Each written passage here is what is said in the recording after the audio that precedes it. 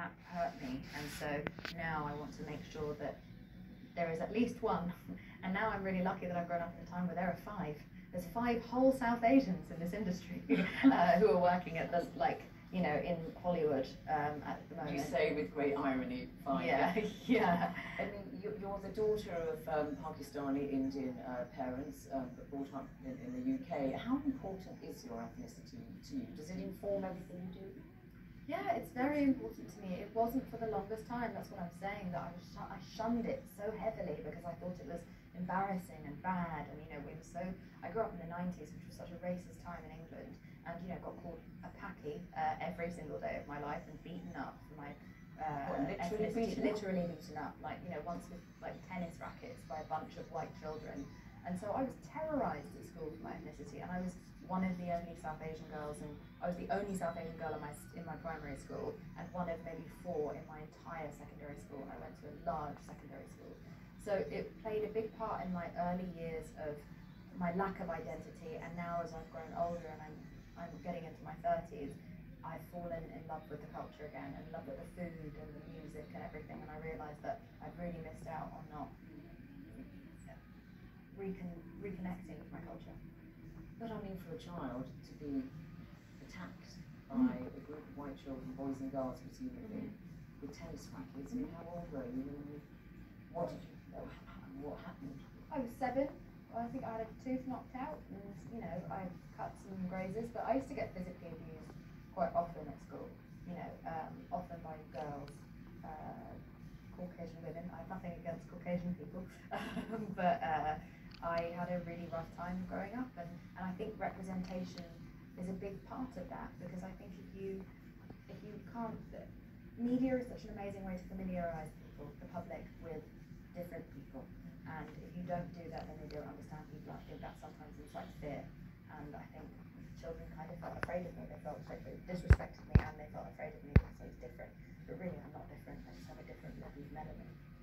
But you have really had quite a difficult past medically, haven't you? You were born with congenital hearing loss, and you talked about how you really lacked in confidence when you were at school. I mean, what was behind that lack of confidence? You described yourself as bookish and shy. A multitude of things.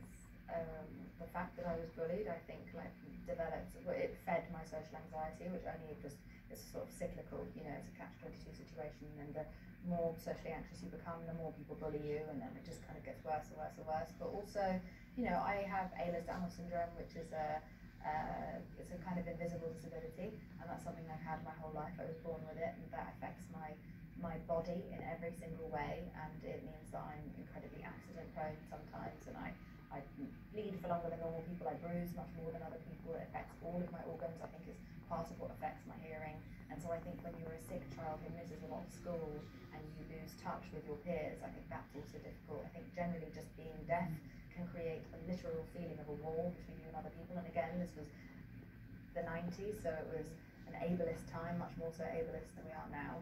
So there was just many factors that just stole my confidence from me. And then, at the age of 17, fleeing a bumblebee, you were struck by a car. Yeah, the bumblebee wasn't even chasing me. I just saw it, got afraid, and I ran into a car, and then that car hit me into another car. Nothing has ever been more my fault in the world than me getting hit by that car. And so I couldn't walk for about a year. You broke several bones, damaged your spine. Yeah, I destroyed my sacroiliac. Like it still doesn't feel right. It's still painful. I still have to be very careful with myself. But it was a good lesson. It snapped me out of. I'd been very anorexic up until then, which is my way of controlling the world around me. And it snapped me out of my anorexia, and it gave me this new relationship with my body, where I realised that this was once I'd lost what it does for me. I'd lost its use. I suddenly started to realise everything that I'd had before, that I was just hurting and punishing and throwing away over something as simple and ridiculous as vanity. And so it knocks some sense into me. So it put your life into perspective. Yeah, I'd do it all again. But you were told you'd never walk again. Yeah, they said it was a possibility. They said it was a possibility. They told me that I could never walk again, because Ehlers-Danlos syndrome means that your damage is so much worse than other people's damage. and I really badly hurt myself. Family members had to help you to go to the loo, and Yeah. it's just like you're totally dependent. Yeah, and also like most people with Ehlers-Danlos syndrome generally just end up in a wheelchair. A lot of people, sorry, not most, but a lot of people with my condition end up in a wheelchair very young anyway, and so I've been very, very, very privileged to be able to beat the odds on that. And you mentioned the fact that you suffered from anorexia nervosa, and between the ages of 14 and 17, in fact, you say you never ate I didn't eat a meal. Yeah. What lay behind your anorexia nervosa? I mean, you talked about living up in the top, being brought up in the toxic 90s. Do you think that there was something about that decade that kind of, meant that you ended up with this eating disorder? Well, it was the era where you had grown adults non-ironically using the term heroin chic as if it was something luxurious to aspire to. You know, when you had people actually dying of famine in the real world, in a matter of hours away from you, we were emulating that look and forcing women to starve themselves until they could barely function, and that was considered glamorous, and it was hyper-normalized, which is so weird when you look back at it. So I grew up in that time where, you know, you had very dangerous quotes like "nothing tastes as good as skinny feels," and you had big famous actresses giving weight loss tips in every single interview. And so, you know, I was consuming all the diet products, consuming all of the diet rhetoric. I was just marinated in toxicity, and I was just surrounded by bad role models, and that's what's driven me to rewrite the narrative on that. Do you think that it's better now than it was in the 90s? Yeah, yes, our society is, yeah. We've finally got some people who are breaking through. I mean, but we are still, you know, you hear that the debate's still bombarded with tall, slim models, and I have to ask you though this, because you are tall and slim, you're about 5'10". So why did you become a model and even a fashion scout yourself? So I really it's a paradox, isn't it? No. When I was 15, I became a model because I was a child, and I didn't know that that was bad, and I was deliberately trying to starve myself and thought that was cool. And then when I was 19, I came out of that with this new realization that I had almost died of anorexia for this fashion industry that I aspired towards. So I wanted to change the narrative of the fashion industry, and I knew that the only way to do that was from the inside. And so I became a scout in the hopes of actually being able to bring in plus size girls. I used to bring in curvy girls all the time and then fight the lead agent about the fact that she shouldn't be told to lose weight, she's too young, and also her body was amazing, and try and bring in curvy girls. I was way ahead of the game, where I had no idea that if I just stuck with it longer, plus size was going to become a huge industry.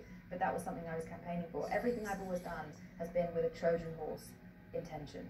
That's why I'm in Hollywood now.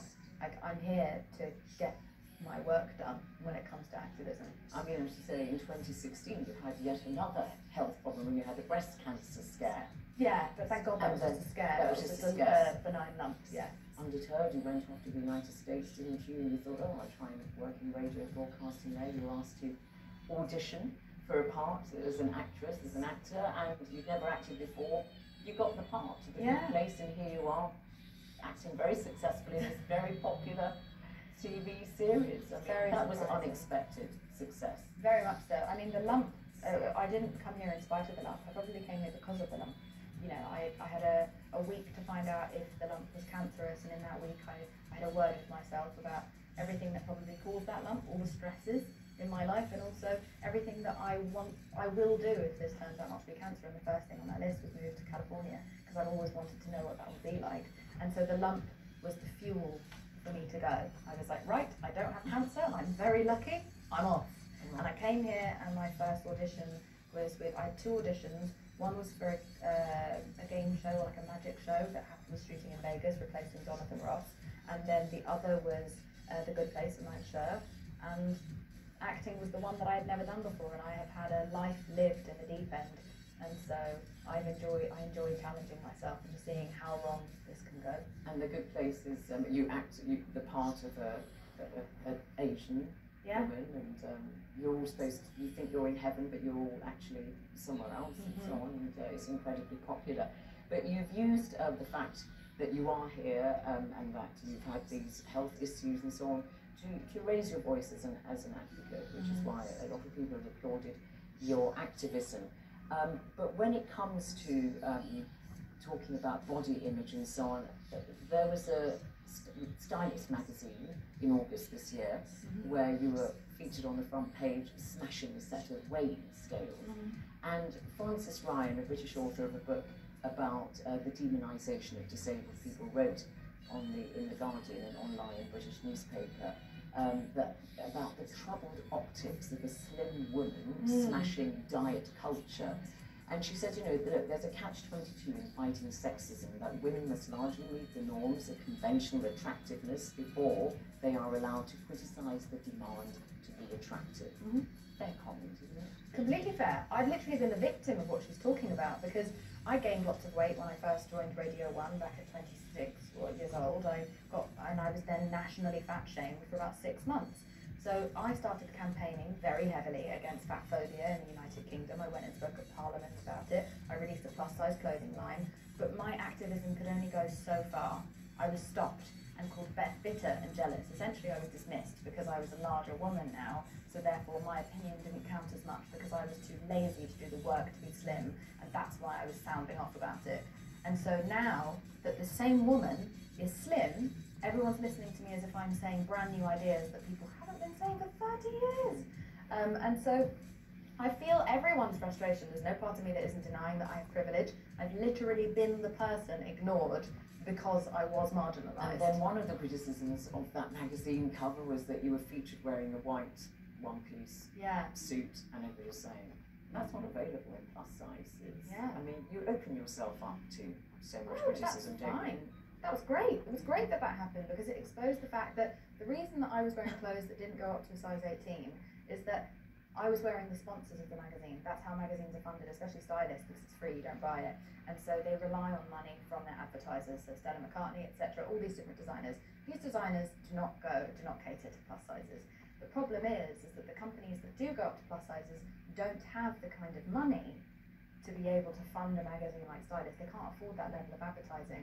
If they were funding it, I would wear their clothes. All right. So once I explained that, I think it highlighted that the issue is it's industry-wide, and I understand why I sometimes get made the scapegoat. I put myself out there, but it doesn't make me angry. It's a really important conversation. And you set up I Weigh, which last year in 2018, and you know, to discuss all these kind of issues, to act as a kind of platform for you, and you've criticised the Kardashians, in particular Khloe Kardashian. I mean, first of all, you actually said they shouldn't just be reduced to women with, you know, beautiful bodies or whatever, but you had this campaign to stop celebrities endorsing eating suppressant products. But just explain just why you had to fall into a kind of minor clash with the Kardashians over this. Well, I just think we're living in this really bizarre time where now celebrities just have carte blanche to sell whatever they want, however they want, to young impressionable people. There's no regulations, there are no legal implications to what they're doing. They're selling toxic products that often are laxatives, not declaring that they're laxatives, not doing what we do with cigarettes and all kinds of other different things, which is declaring the ingredients and declaring the side effects. For some reason, they're allowed to just post a heavily photoshopped picture and a lie and pretend they drink this shake or eat this lollipop or eat a magical weight loss banana or whatever it is that they're selling, and be able to get away with that. But you use very extreme language. Is that necessary? I mean, you said, for instance, the Kardashians, their pockets are lined with the blood and diarrhea of teenage girls, obviously referring to the fact that some of these products have a laxative effect. Kim Kardashian's response was, you're going to get a backlash for almost everything, so long as you like it or believe in it, or it's worth it financially, whatever your decision may be, as long as you're okay with it, that's all right. Yeah, sell heroin to children, as long as you back it yourself, that's fine. I'm not saying that's what she sells, I'm just saying it's the same ethos. The Kardashians don't, I wouldn't be here right now sitting opposite you or speaking at the UN or any of these things if I hadn't made a big noise, and sometimes you have to use shock culture, and it's particularly shocking when a woman and a woman of colour speaks out, because we are the ones who are most under pressure to be obedient. And so I was genuinely angry. It wasn't just a shock tactic, I was furious and it poured out. I don't tend to have a filter because I think that that's something that is only really reserved for women. White men don't seem to have a filter in our day and age, especially not the more successful ones. Piers Morgan, Donald Trump. They're mouthing off about whatever they want, saying the first thing that comes into their mind. I reserve, I reserve that same right, and so I say whatever I want, and I wanted to say something that would wake people up and make sure that they knew that it was okay for me to tell truth to power. And in fact, as a result of your campaign, it's been successful. Instagram have introduced restrictions on the promotion of diet products, so that's you must feel like that's a feather in your cap. It wasn't just me. I mean, it was.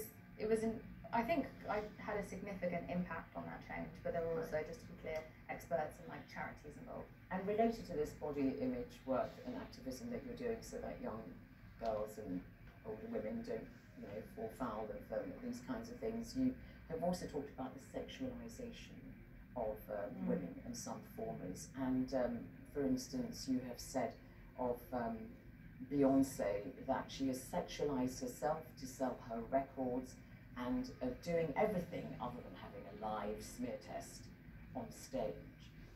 Right, but you're bringing up something I said like 10 years ago that I've repeatedly apologised for and explained, and it's my pinned tweet. All right, okay, but you have said similar things about the over-sexualisation of Rihanna, Same time. Yeah. So you don't, no. You withdraw all those? No, I've publicly withdrawn them maybe 100 times. I've done it in magazines, I've explained it. I was a rape victim, a multiple rape victim who didn't know where to project my anger. And so I used to take aim, I'm going to just finish, sorry. I used to take aim at the wrong target, which was women. And the way that they sexualize themselves, I should have been taking aim at the patriarchy that forces us to do that in a way that, I'm not saying that it's never a woman's choice. I believe sometimes it is a woman's choice, and that's great. But I think that I should have been taking aim at the system that sexualized me from the age of, being a very young child. I've been sexualized for as long as I can remember by grown men. And so I was angry, and I didn't know who to direct that rage at, and I felt like women who sexualized themselves were the reason that I was being sexualized by men. It was men who were the problem, those men, but not women. All right, so not about the criticisms that you've made of Beyonce, but just looking at the framework in which one can cast this conversation. I mean, there is such a thing as sex-positive feminism, as I'm sure you know, a movement that began in the 1980s. The belief that the freedom of sexual expression is an important part of women achieving equality, and Beyonce is often seen as the epitome of this. And she herself has said, look, men are free, women are not. You can be a businesswoman, a mother, an artist, and a feminist, whatever you want to be, and still be a sexual being. It's not mutually exclusive. No, you don't need to explain that to me now. This is 8 years ago. I could have done with this chat, but at this point, I fully understand. I really support sex workers. I support the sex industry. I support the sexualization of women if it isn't their power and if it's their prerogative. I have not said a word in 8 years of so sex-positive feminism, a woman if she wants to use her sexuality and so on. Just don't sell laxatives to children.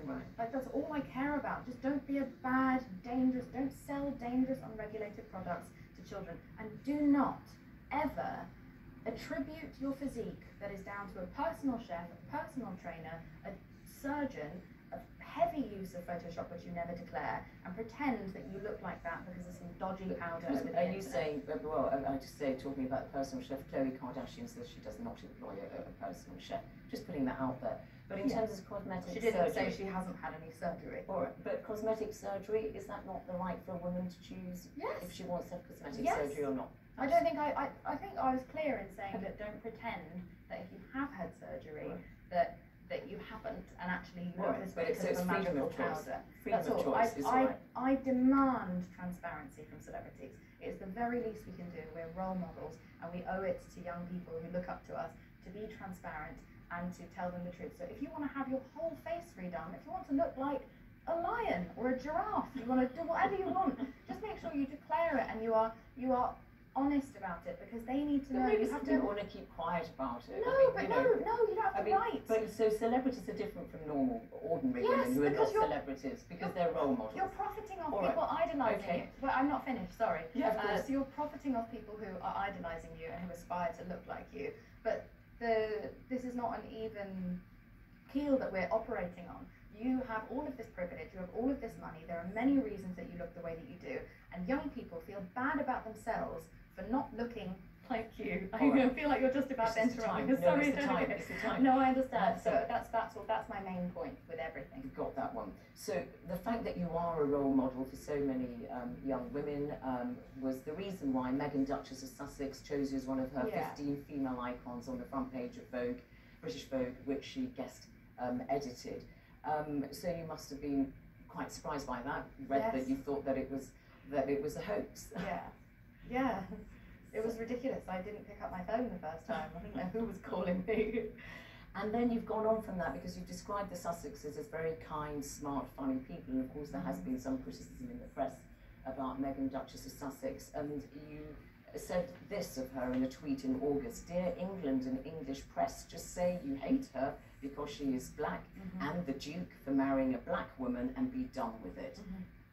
So what evidence do you have that racism is informing the criticisms of the Duchess? It's so insidious in England that you can't categorically prove it all the time as someone who grew up in insidiously racist England. You're not always lucky enough for someone just to call you a packy to your face. It comes in discrimination. And the fact that you can hold up identical things that white members of the royal family do to Meghan Markle, she does the same exact thing as one of them, they get hailed for it and she gets torn apart for it with such vitriol. And perhaps I'm wrong, call me crazy, but the one brown member of the royal family seems to get an awful lot of shtick. So stick. The one brown member of the royal family seems to get the most abuse by about a country mile. Finally, Jameela Jamil, what next for you?